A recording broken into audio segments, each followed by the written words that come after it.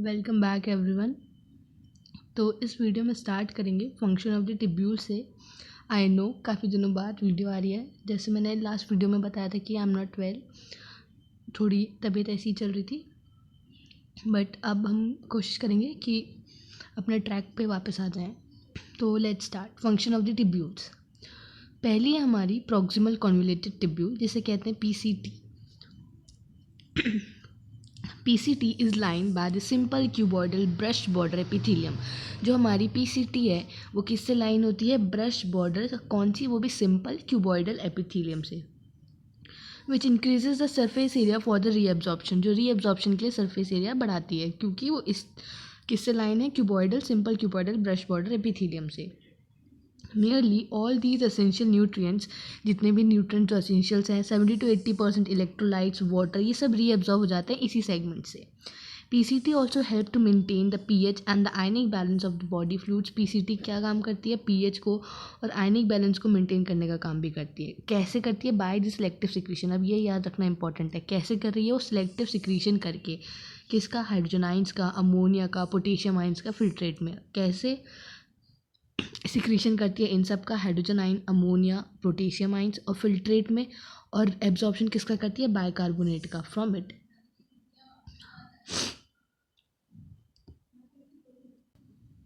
Next है हमारी Henle's loop. Reabsorption is minimum in its ascending लेव। अब जैसे हमारी ये हेनलेज लूप होती है, ये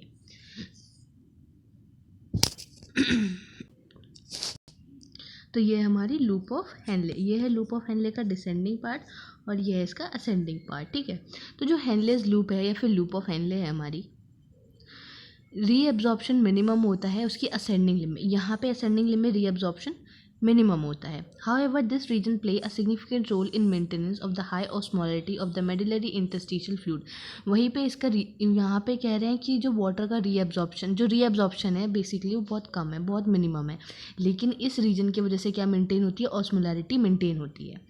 the descending limb loop of Henley. अब ये ऐसे क्यों कहा गया? क्योंकि जो ये असेंडिंग लिम्ब होती है ये आइंस के लिए परमेबल होती है, कि आइंस का फ्लो करवाती है। ठीक है, और जो डिसेंडिंग लिम्ब है वो किसका कराती है? वाटर के लिए परमेबल होती है।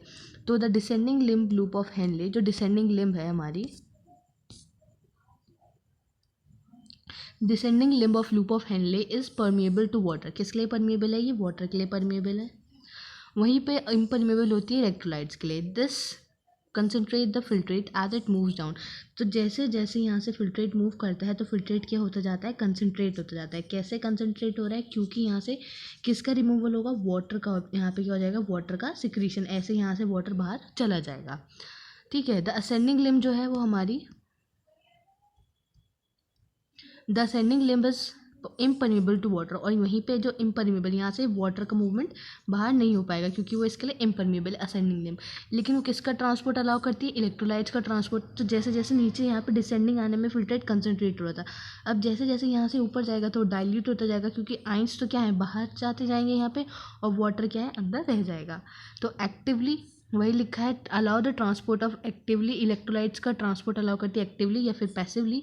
देयरफॉर जैसे जैसे कंसनट्रेटेड फिल्ट्रेट पास होता है ऊपर की तरफ, वो क्या होता जाता है? डाइल्यूटेड होता जाता है due to passage of the electrolytes to the medullary fluid. किसके वजह से? क्योंकि इसी चीज़ की वजह से क्या हो रहा है? वहाँ पे डाइल्यूशन हो रहा है, क्योंकि वहाँ पे जो डिसेंडिंग लिम्ब है वो वाटर के लिए इम्परमेबल है, इलेक्ट्रोलाइट्स के लिए परमेबल है। इसका अपोजिट डिसेंडिंग में, डिसेंडिंग वाली वाटर के लिए परमेबल है और इलेक्ट्रोलाइट्स के लिए इम्परमेबल है।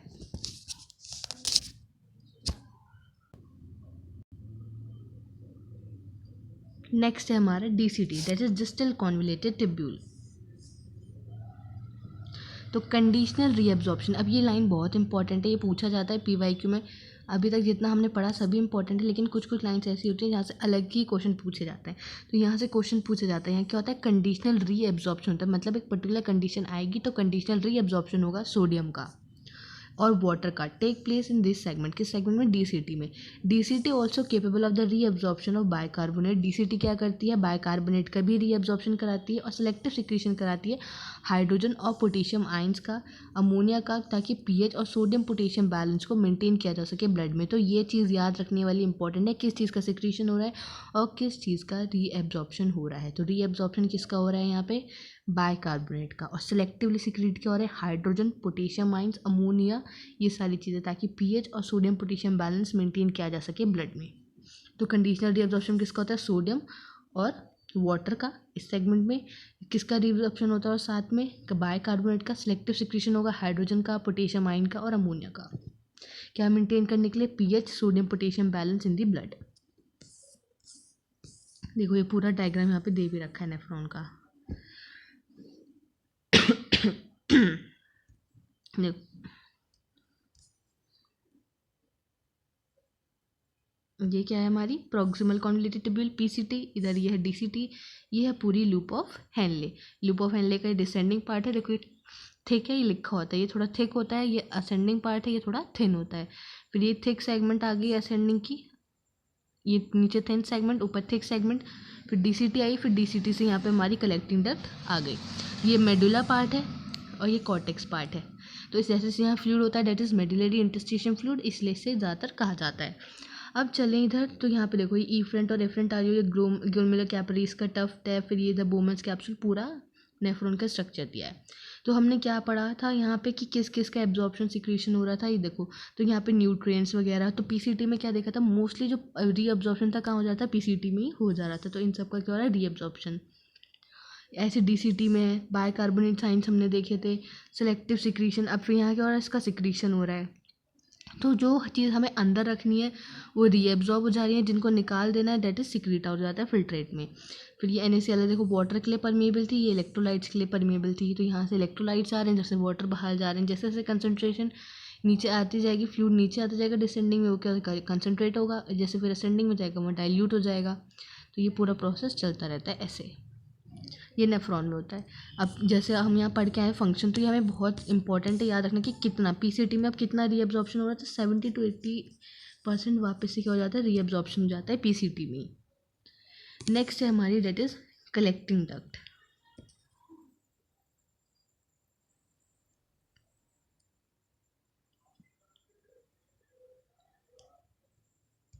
This long duct extends from the cortex of the kidney. अब जो कलेक्टिंग डक्ट है कहाँ से एक्सटेंड करती है, कॉर्टेक्स ऑफ द किडनी। अब देखो डायग्राम में देखो कहाँ से एक्सटेंड कर रही है, ये किडनी का कॉर्टेक्स रीजन है, कॉर्टेक्स से एक्सटेंड करते हुए कहाँ तक आ रही है, नीचे मेडुला तक, मेडुलर रीजन तक। तो वही लिखा है कि कहाँ तक एक्सटेंड करती है, लॉन्ग डक्ट है, एक्सटेंड करती है कॉर्टेक्स से किडनी की और inner part of the medulla. Large amount का वाटर कुड भी रीअब्जॉर्ब हो जाता है इस रीजन से, क्या प्रोड्यूस करने के लिए, ताकि कंसनट्रेटेड यूरिन प्रोड्यूस हो। देखो वाटर है ना, क्या हो रहा है, रीअब्जॉर्ब हो रहा है ये वाटर इधर से। This segment allow the passage of a small amount of urea in the medullary interstitium to keep the osmolarity। अब देखो यूरिया कहाँ जा रहा है, वापस से मेडुलरी इंस्टीट्यूशन में जा रहा है। यहाँ क्यों जा रहा है, ताकि जो ऑस्मोलैरिटी है उसे मेंटेन किया जा सके। It also play a role in maintenance of the pH and the ionic balance of the blood. इसका क्या काम है, पीएच को मेंटेन करना, आयनिक बैलेंस को मेंटेन करना, और सेलेक्टिव सिक्रीशन कराना किसका, हाइड्रोजन आइंस और पोटेशियम आइंस का। किसका सिक्रीशन कराएगी, सिलेक्टिव सिक्रीशन कराएगी हाइड्रोजन आइंस और पोटेशियम आइंस का। तो ये हमें याद रखना है। नेक्स्ट हम चलता है mechanism of the concentration of the filtrate. अब जो ये पूरा फिल्ट्रेट है वो कंसंट्रेट होता है कैसे, क्या उसके पीछे उसका मैकेनिज्म है। Mammals have the ability to produce a concentrated urine. Mammals के पास एक ये एबिलिटी होती है कि वो कंसनट्रेटेड यूरिन प्रोड्यूस करते हैं। जो हेनलेस लूप है, that is loop of Henley, ये जो हमने देखी, और साथ में क्या है, वासा रेक्टा। इसी के साथ, इसी के पैरेलली एक और हमारी जो कैपिलरी बनती है, हमने पढ़ा है, जो निकलती है पेरिट्यूबुलर कैपिलरीज के नेटवर्क, वहाँ से एक ब्रांच निकलती है जो बनाती है इसे वासा रेक्टा, जो इसकी पैरेलली चलती है। ठीक है, play a significant role in this the flow of the filtrate in the two limb Henle's loop in opposite direction. कैसे चलेगा, अपोजिट डायरेक्शन में। अगर इधर इसका ऐसे है तो इसका ऐसे चलेगा, ऐसे अपोजिट डायरेक्शन में यहाँ पे फ्लूइड का मूवमेंट देखा जाता है। इधर ऐसे है तो यहाँ ऐसे चलेगा, अपोजिट डायरेक्शन में फिल्ट्रेट का मूवमेंट होता है। एंड दस फॉर्म्स अ काउंटर करंट। तभी क्या बोलते हैं इसे, काउंटर करंट। तो काउंटर करंट किस बेसिस पे कहा जा रहा है, the movement of the fluid, जो डायरेक्शन है, the direction of the fluid movement, कि फ्लूइड किस डायरेक्शन में मूव कर रहा है। The flow of the blood through the two limbs of Vasa recta. अब जो ब्लड फ्लो होता है वासा रेक्टा के दो लिम्ब से, वो भी कैसे होता है, काउंटर करंट पैटर्न में होता है। The proximity between the Henle's loop and the vasa recta as well as the counter current in them help in maintaining and increasing osmolarity towards the inner medullary interstitium। देखो अब ये क्या कह रहा है कि जो ये चीज़ें फ्लो करती है वो काउंटर करंट मतलब अपोजिट डायरेक्शन में जाएगी। जो प्रॉक्सिमिटी है किसके बीच में, हेनलेस लूप और वासा रेक्टा के बीच में, as well as a counter current in them help in maintaining and increasing osmolarity towards the inner medullary interstitium. तो जैसे जैसे कॉर्टेक्स से मेडुलरी रीजन में जाता जाएगा तो वहाँ पे क्या होता जाएगा, उसकी ऑस्मोलैरिटी इंक्रीज करती जाएगी. तभी कॉर्टेक्स रीजन में होती है 300 मिली ऑस्मोल के आसपास और नीचे आ जाती है मेडुला में पहुँचते पहुँचते 1800 के आसपास. That is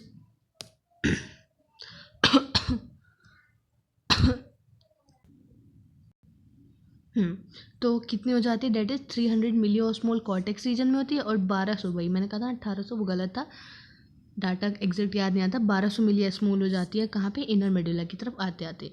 this gradient is mainly cause by the NaCl. और ये ग्रेडियंट क्यों मेंटेन होता है, NaCl और यूरिया की वजह से. अभी हमने देखा था कि कलेक्टिंग डक्ट कुछ यूरिया को वापस उधर भेजती है मेडुलरी इंटरस्टिशियम फ्लूइड में, क्यों, ताकि ऑस्मोलैरिटी मेंटेन की जा सके. NaCl ट्रांसपोर्ट होता है ascending limb of Henle's loop से. अब देखो ये यहाँ बनाते हैं हम हेनलेज लूप, ठीक है. दो ऐसे नहीं होता स्ट्रक्चर, अभी हमने देखा था असेंडिंग मतलब में थिन और थिक पोर्शन दोनों था, फिर भी समझने के लिए हम अभी फ़िलहाल ऐसे ड्रॉ कर लेते हैं. ये हमारी वासा रेक्टा, ठीक है. अब इसमें चलेगा हमारा फ्लूइड. देखो तो इन्होंने कहा कि जो NaCl है, NaCl क्यों, क्योंकि NaCl असेंडिंग लिप किसके लिए परमिएबल है, यहाँ पे इलेक्ट्रोलाइट्स के लिए. तो जो NaCl है वो क्या होगा यहाँ पे, इसमें जाएगा. NaCl transported by the ascending limb of Henle's loop.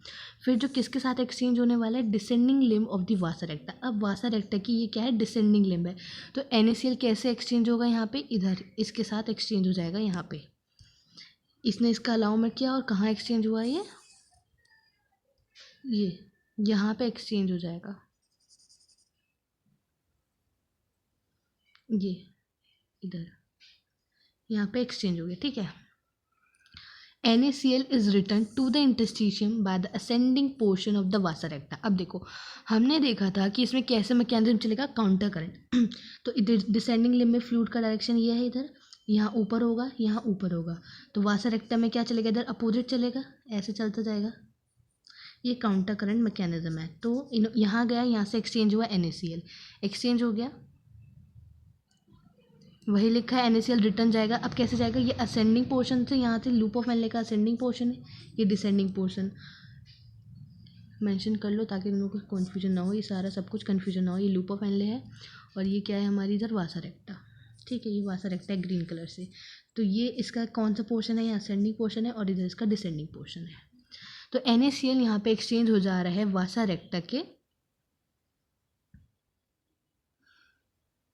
ठीक है. यहाँ पे एक्सचेंज हुआ डिसेंडिंग पार्ट में. अब वापस कैसे जाना है इंटरस्टिशियम में, अब NaCl यहाँ पहुँच गया, NaCl ये यहाँ पहुँचा, फिर इस डायरेक्शन में मूव करता करता ये जाएगा, ये एक्सचेंज हो गया NaCl,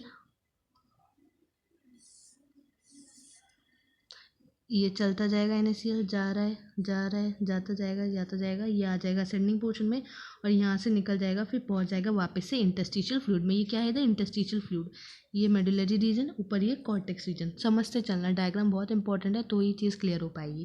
तो ये क्या हो गया, एक्सचेंज होगी यहाँ पे NaCl का. अब सिमिलरली इसी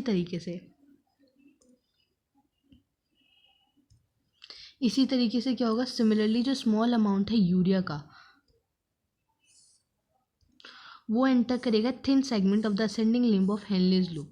कहाँ एंटर करेगा, अब यूरिया यहाँ से निकलेगा, कलेक्टिंग डक्ट से निकल रहा था, कहाँ एंटर करेगा, ये तो यूरिया ने यहाँ से क्या, हमारी यहाँ पे एंट्री हो गई हमारे यूरिया की. किसकी एंट्री हुई इधर, ये यूरिया, यहाँ से यूरिया एंटर करा, which is transported back to the interstitium by the collecting tubules. और किसके थ्रू जा रहा था वो, कलेक्टिंग टिब्यूल्स के थ्रू. अब ये हमारी यहाँ पे असेंडिंग लिम्ब है तो आगे जाके यहाँ क्या बनेगी, ऐसे DCT बनेगी, DCT से फिर क्या बनी थी, हमारी कलेक्टिंग टिब्यूल्स बन रही थी ऐसे, ठीक है. तो अब कलेक्टिंग टिब्यूल्स के थ्रू क्या हो जाएगा, वापस से हमारा यूरिया जो है इंटरस्टिशियम में यहाँ से चला जाएगा, क्योंकि अब यूरिया एंटर करा है. उसको दूसरे कलर से बनाया वरना कन्फ्यूजन हो जानी है. लूप ऑफ हेनले को इसी कलर से ड्रॉ करते हैं. ये लूप ऑफ हेनले था, ये DCT आ गई, DCT पोर्शन, फिर ये यहाँ से चली, ये पूरी क्या है, कलेक्टिंग डक्ट है हमारी. ब्राउन कलर से हमने रिप्रेजेंट किया है हमारे यूरिया को. ये यूरिया वापस आया इधर, यहाँ अभी चलता जाएगा, यूरिया का मूवमेंट होगा ऐसे, इधर यूरिया चला, कलेक्टिंग डक्ट के थ्रू आया इधर और वापस से इंटरस्टिशियम फ्लूइड में ये क्या हो गया, इसका एक्सचेंज हो गया। ब्राउन कलर से हमने क्या करा है, यूरिया को दिखाया है। ठीक है। The above described transport of the substance facilitated by the special arrangement of Henle's loop and vasa recta। अब ये जो पूरा ट्रांसपोर्टेशन चला है किसकी मदद से चला है, वासा रेक्टा और जो हमारी लूप ऑफ हेनले है उसकी अरेंजमेंट की वजह से ये सारी चीज़ें पॉसिबल हो पाई हैं। तो ये समझना बहुत ज़रूरी है, बच्चे यही कंफ्यूज हो जाते हैं कि वासा रेक्टा और ये सारी चीज़ें कैसे अरेंज है, कैसे पैरेलल चल रही है, कैसे फ्लूइड का मूवमेंट होता है। ये बहुत इंपॉर्टेंट है, यहाँ से क्वेश्चन पूछे ही जाते हैं, हमेशा पूछे जाते हैं। और इसी चीज़ को कहा जाता है counter current mechanism. This mechanism help to maintain a concentration gradient. ये किस चीज़ में हेल्प करता है, कंसंट्रेशन ग्रेडियंट को मेंटेन करने में हेल्प करता है। एक बार इसको खुद से दोबारा रीड करना थोड़ा डिफिकल्ट है, काउंटर करंट मैकेनिज्म, लेकिन समझोगे तो आ जाएगा। इसका स्क्रीनशॉट ले लो ताकि समझने में तुमको आसानी रहे दोबारा, और नहीं भी आता तो मुझे कमेंट में मेंशन कर देना, मैं दोबारा इसको समझा दूँगी। बट आई होप जहाँ तक ये समझ आ गया होगा, मैंने चीज़ें बहुत क्लियर करके बताई हैं यहाँ पे। तो आगे चलते हैं। देखो ये यहाँ नीचे अब डायग्राम भी दिया, इसमें बच्चे कंफ्यूज जाते हैं, उन्हें समझ ही नहीं आता क्योंकि यहाँ पे वासा रेक्टा को अलग रख के दिखा दिया है और ये होती कहाँ है, एक्चुअली इसके पैरेलल में चलती है। बच्चे सोचते हैं कैसे फ्लूइड का मूवमेंट हो रहा है, तो एक बार इस डायग्राम को भी देख लेना पूरा, तुम्हें अच्छे से समझ आ जाएगा।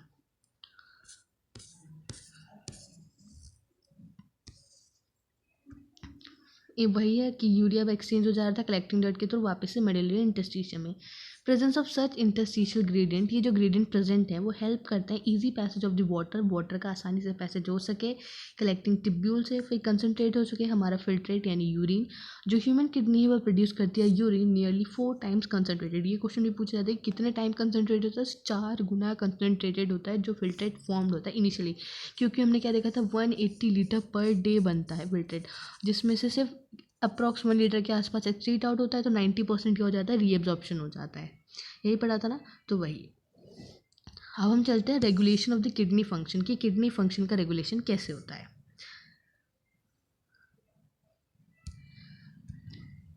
इस वीडियो में इतना ही रखते हैं, नेक्स्ट वीडियो में हम कंटिन्यू करेंगे यहाँ से regulation of the kidney factor से, कि किडनी का जो फंक्शन वगैरह है कैसे रेगुलेट करता है। इस वीडियो में अभी तक यहीं रखते हैं ताकि ये तुम्हें पूरा अच्छे से समझ आ जाए। ये नहीं कि नेक्स्ट पार्ट अगले दिन आएगा, अभी थोड़ी देर में नेक्स्ट पार्ट भी इस वाला अपलोड हो जाएगा, लेकिन उसको नेक्स्ट वीडियो में रखते हैं। मिलते हैं नेक्स्ट वीडियो में, तब तक के लिए thank you and bye bye. और अगर नहीं समझ आता है कुछ उस वीडियो में, इसमें या काउंटर करंट मैकेनिज्म में, तो तुम लोग मेरे को मेंशन कर सकते हो, कमेंट में बता सकते हो कि ये समझ नहीं आया, तो मैं उसको दोबारा समझा दूँगी। तब तक के लिए thank you and bye bye.